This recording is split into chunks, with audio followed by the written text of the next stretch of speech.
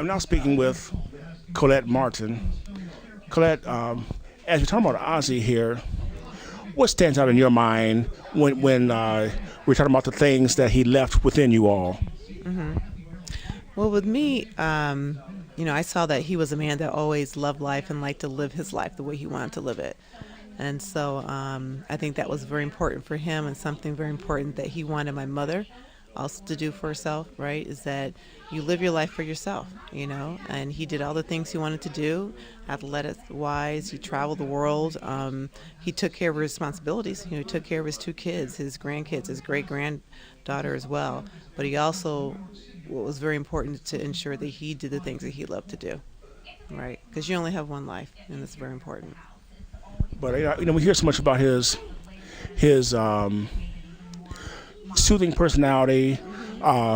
What I picked up from him was when you're talking with him,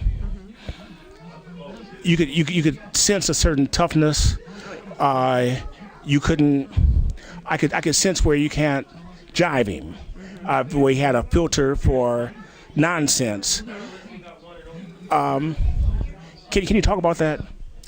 Yeah, I mean, Ozzie always kept it real. You call and, he'd ask you how things are going, how's work going, at least for me personally, and he's like, how are things going with the family? Have you found a man yet? Because, you're a strong woman, but you have to find a man, and you have to have one to, to help, with your daughter and be that head of the household. So he was always kept it real. I appreciate him for that.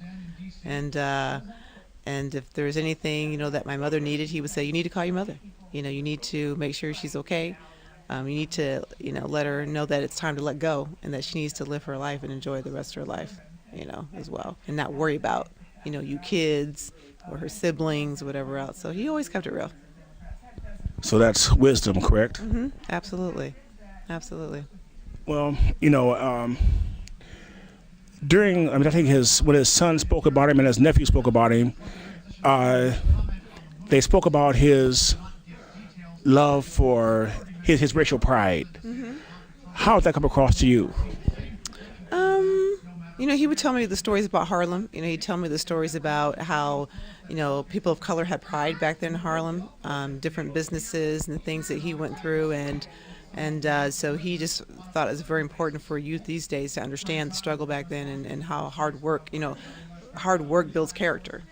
And a lot of people take things for granted these days and don't understand the value of hard work. So that's one thing that he always constantly reminded me. And last thing, the 3 things that stand out most in your mind are? Holding on with 2 hands. That's the main thing. Yep. Thank you very much. All right. Thank you.